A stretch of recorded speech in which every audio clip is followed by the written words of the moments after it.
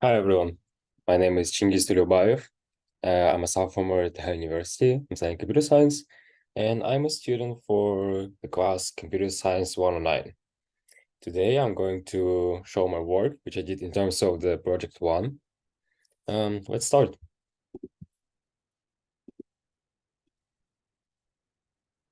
So first of all, let's take a look at the assignment itself. The assignment asks us to write the C program to calculate and print the ranges of 6 different data types, 4 of which are integral, which are short, integer, character, and long. And 2 of them are float point data types, which are float and a double. For integral types, we should output the maximum and the minimum values for signed and unsigned types. And for float point, we should output the minimum, maximum, positive 0, negative 0, positive infinity, negative infinity, and not the number values in a hexadecimal. Here's the example of an output. In addition to that, we should create a modular code, which is also well commented and used all the defensive style coding practices. So let's take a look at the code.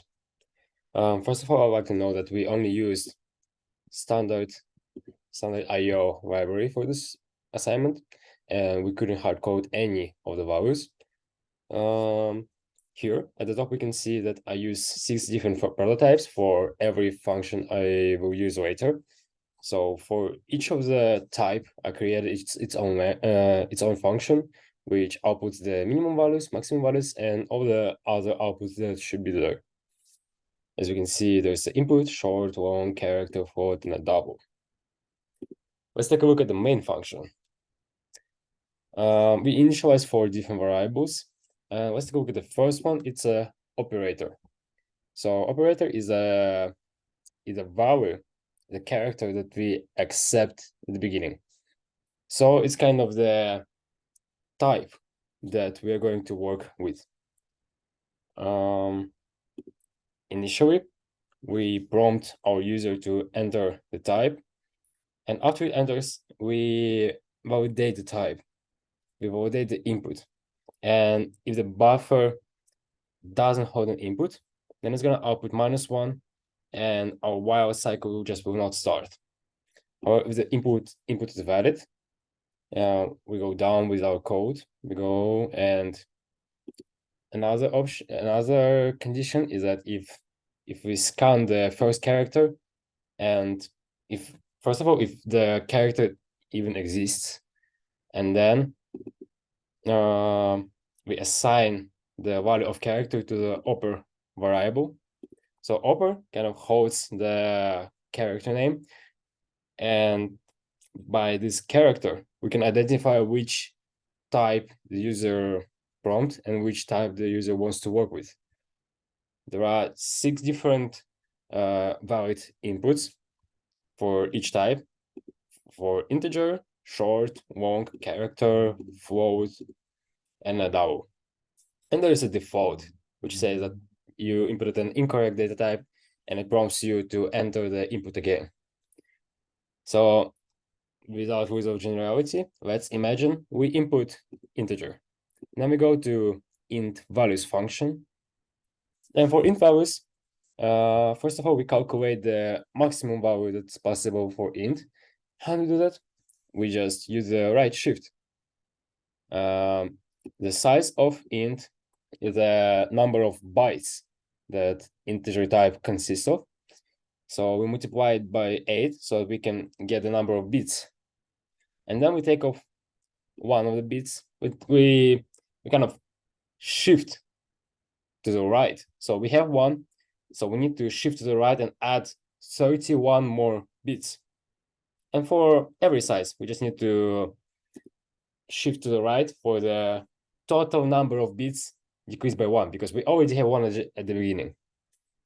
And the max value, we also decrease by 1. For the minimum value, we leave it like this. Then let's take a look at the unsigned maximum. So why are we using this and what is this? First of all, let's take a look at the sign. So this sign, if you have a binary representation, let's say we have 0, 0, 1, 1. If you use this sign, it kind of reverses the binary representation. And if we initially had 0, 0, 1, 1, in the end, after using the sign, we'll have 1, 1, 0, 0. So each 0 is replaced by 1 and 1 is replaced by 0. So here we can see that 0 consists of all bits that are 0. So with this sign, we assign value to U maximum as all ones. And we know that it's unsigned, it's input, so we can do that.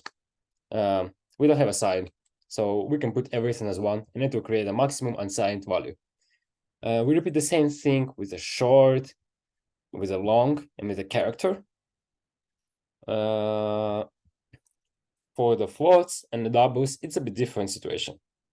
So the floats and the doubles they don't support the direct right shifting. So what I did in the project is that I used union, which shares the same memory among different types. For example, here we have float and unsigned array of characters. And it kind of makes it easier to work with the bytes directly. So let's take a look at what we do in this code. We look at the function float values, and first thing I'd like to note is that float variables consist of 32 bits.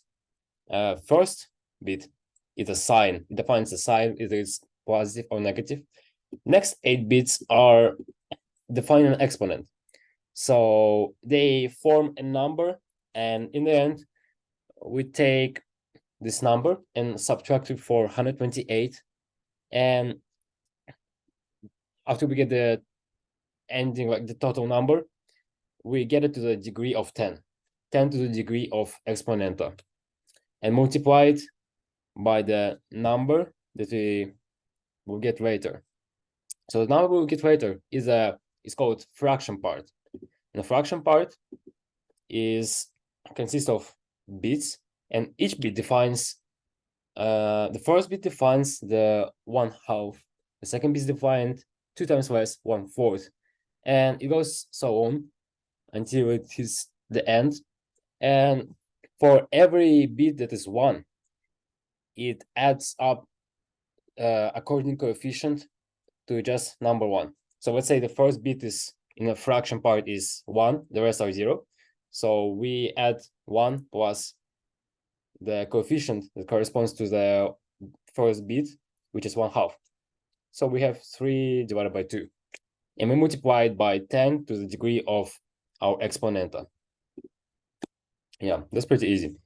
So if we want to take a maximum value, we want to get as big fraction as possible, and we also want to get as big exponent as possible. Actually, it's a minimum value. So to get the minimum value, we should do the same thing. We should get as big possible exponent as possible, and as big fraction as possible, and get it to a negative. So the first sign corresponds to a negative sign. Then we have 8 bits, which are ones.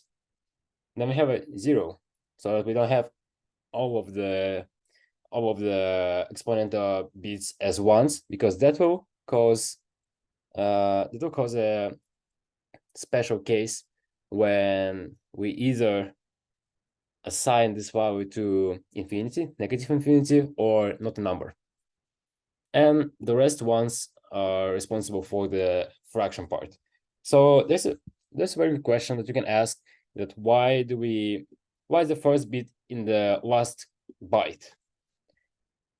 The answer is very easy, because our architecture uses little endian, which is when bytes are kind of organized in a reversed way. So the last byte contains the first and the second kind of hexadecimal letters. The pre-last byte has second pair of hexadecimal like values, and it goes so on. It goes in a reverse order. That's why we assign bits in a last byte as if it would be the first byte.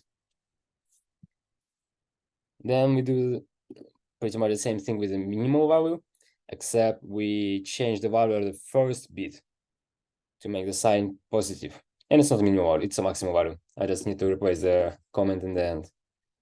Then if you want to create a zero positive, we just get everything to zero.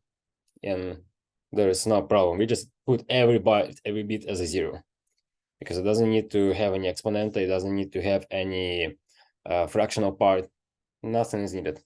We do the same thing with a zero negative, except we put the first bit as 1, so that it gets the negative sign. With infinity, it's a bit different. We put with a positive infinity, we put the first byte as a 0, because it corresponds to a positive sign. And then we put 8 bytes, which equal to 1, 8 bits, which equal to 1. Why? Because it causes a special case when it's either infinity, negative infinity, or not a number. Not a number could be not a number, as we can see here, is represented as just 8 ones, and fractional part is fully ones. However, not a number doesn't hold only one value. It could represent a group of values. Here we just took one example. For the infinitive, which is infinity negative, it's pretty much the same as infinity positive. We just change the sign, and that's it. Let's take a look at the output of hexadecimal. It's a very important point. So what we do here is that we put the percent sign 0 to x, which corresponds to 2 bits. No, which corresponds to 2 hexadecimal values of 1 bit, which we provide in the arguments. So the first argument is the first and second bit. Second argument is the third and fourth bit. This is fifth and sixth, seventh and eighth. Again, we put it in a reverse order so that, because we have little endian architecture in our machine. We do the same thing with a double, except we don't call it controller anymore. We call it handler now. And except that double has 64 bits, so it's 8 bytes. So the first bit is sign, rest 11 bits correspond to exponent, and the last 52 bits are fraction. So that's why we need to change values of 8 different bytes. But to be honest, it's pretty much the same operations. Nothing new. So now let's take a look at, let's test our program. We write mg o ranges.c. We get some warnings because we're overflowing the integer in a long value, but it's not a problem, it's okay. And now we do compile our code. We compiled our code successfully. Now we started to run it. Let's take a look at the character. We see the minimum value is minus 128. The maximum value is 127. And maximum value of unsigned character is 255. So it's double of signed character plus 1. Let's check. It should be the same with the short. It should be the same with the integer. And it should be the same with the long. Yeah, so unsigned is always 2 times bigger than signed, plus we add 1 to unsigned maximum. Let's take a look at the float. So here we can see the minimum value and the maximum value. The absolute values are the same. The minimum value just has a minus sign at the beginning. Here is a hexadecimal representation of 0, of -0, and all the other values. And now let's take a look at the double. And we can see that it represents all the hexadecimal value correctly. So that's it. Total days have been spent. I've spent 3 days for this program and a lot of hours of work, but I learned a lot about how does the little endian how does the Lithuanian architecture works exactly, how to work with flows and how to access the different types of data. And I think I got a much deeper understanding of why do we need unions. That's it. Thank you very much.